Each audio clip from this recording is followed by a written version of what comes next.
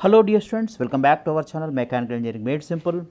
Okay, so let us complete the remaining bits of the yesterday's topic like heating systems etc. in automobile, and then we will continue to the one of the important topics of the automobile engineering, your steering control. What is the purpose of steering control? What are the elements in that? What are the important terminology connected with your this steering system? All these things let us see in this video.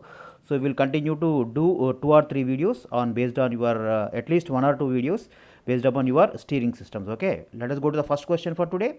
So for the same heating effect, the size of recirculatory type of heating systems is compared to fresh air type systems. Is it more or is it less or is it not comparable, or probably D can be given as unrelated. Okay, so here I have given none of these. As I told, none of these is most of the time is not the answer. So as I told, 1 or 2 in such type of bits. So either it should be more or less. So here actually for the same heating effect, the size of recirculatory type of heating systems compared to fresh air type of heat systems would be less. Your answer is B. For air cooled engines, the type of heating system belongs to. So here we water cooled systems, engines are there, air cooled engines are there. So for air cooled engines, the type of heating system belongs to. Is it petrol heater type, or is it hot air type? Is it a hot water type? Is it any of the ABC, hot air or petrol heater or hot water type? So you have a tendency to put the answer any of the ABC, but as I told you, so it can be only 1 or 2. Okay, so here for air cooled engines, the type of heating system belongs to hot air type only. Hot air type. Hot air type. Your answer is A.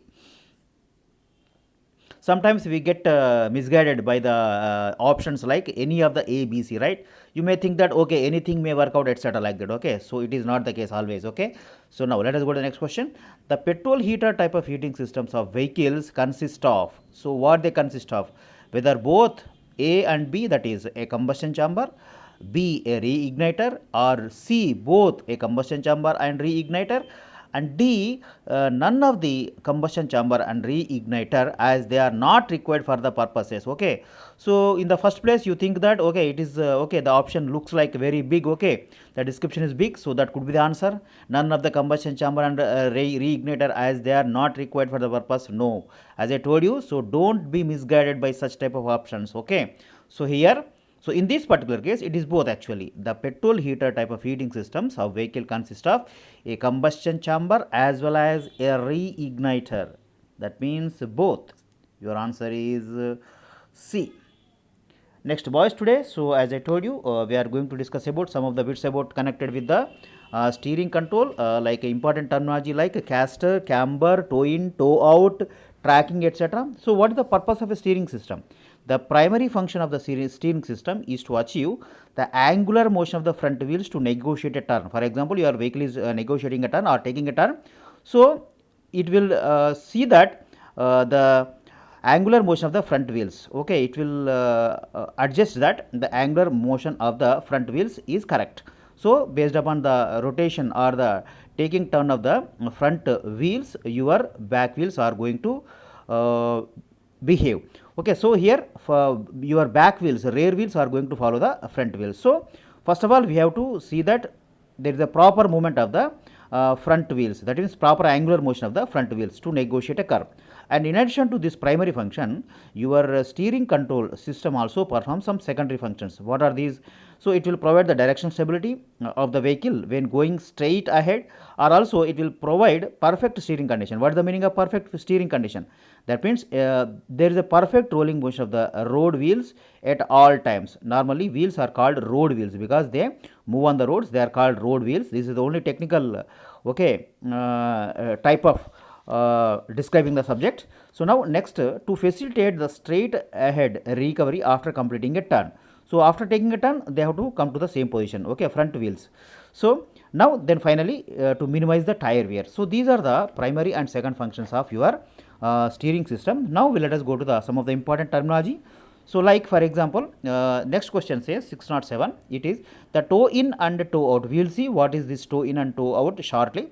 So toe in and toe out related to automobiles are they desirable to great extent, or Are they undesirable or are they desirable in some situations? As I told you, don't choose such bits like some different words, and none of these cannot be the answer. So either it should be A or B. So here in A bit also he is saying that desirable to a great extent. Again some extra words are given. Okay, so definitely you can choose. So here actually the toe in and toe out related to automobiles are undesirable. They are undesirable.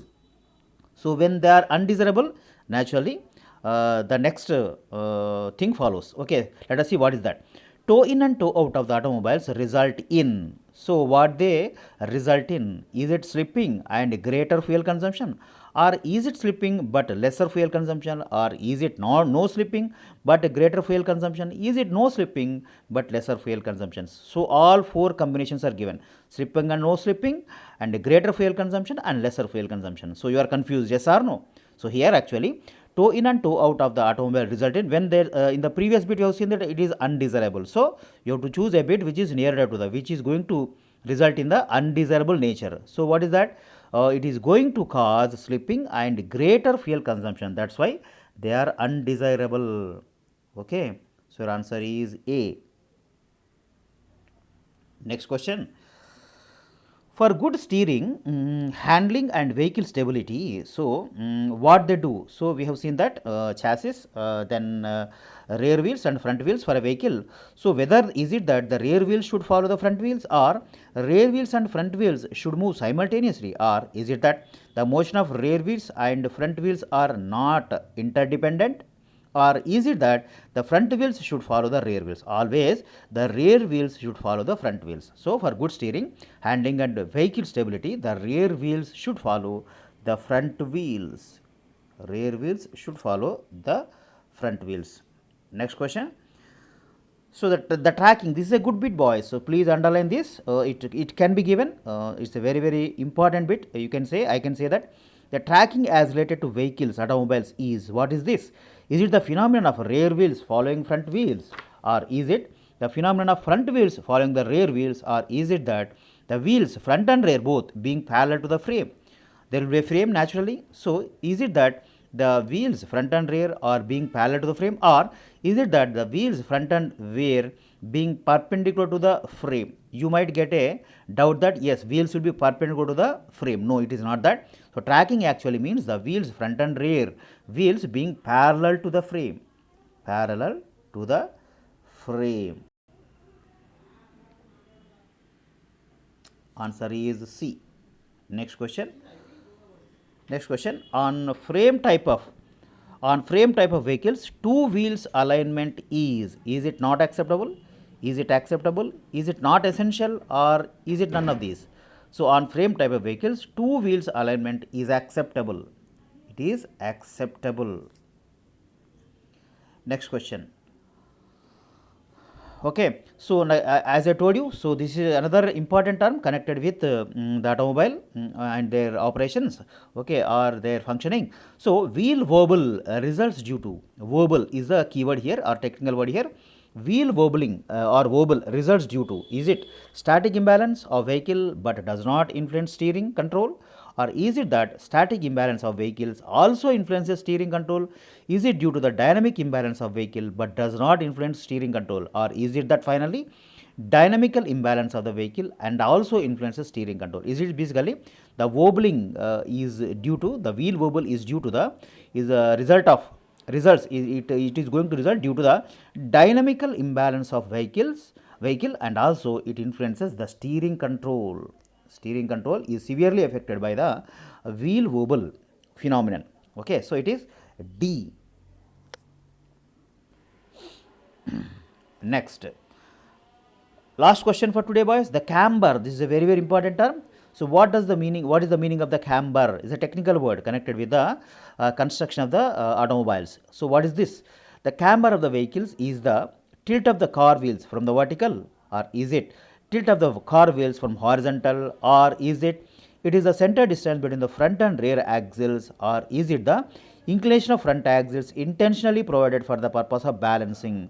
So in the first place, you might get misled or misunderstood or maybe carried away by the option D, that it is the inclination of the front axle intentionally provided for the purpose of balancing. Okay, so the description is too longer. You think that this could be the answer. No, as I told you, so such type of options please don't choose.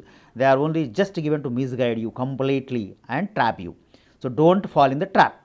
The camber of the vehicle is the tilt of the car wheels from the vertical. Tilt of the car wheels from the vertical. Okay, boys, let us stop today. So tomorrow we are going to see some more important terminology. There are good number of bits on this particular chapter or this particular topic. So we are going to discuss all of them. So boys, one request from my side. If you have not subscribed my channel, please subscribe, like, comment and share. I have made number of videos for you. You are going to crack. I am going to be here with you. I am going to stand by you. So I am going to teach you daily one video, average minimum. Okay, so that your entire syllabus is completed. So please, in return, please support my channel, like, subscribe, share and comment. And I have made 3 playlists. So please go through all the playlist, number of videos, probably 55. We have completed 55 to more than 55 videos for your automobile engineering or AMVA examinations, and some videos, good number of videos for your those who are preparing for APPSC, TSPSC, municipal examination, which is going to, the notifications are what for which are going to come from APPSC and TSPSC from the month of March. It is expected. So AMVA is definitely is bound to come because number of vacancies are there, 87 to 90 or vacancies are there. So I have made already a video, the eligibility conditions etc. and physical standards etc. Please watch my channel, Mechanical Engineering Made Simple.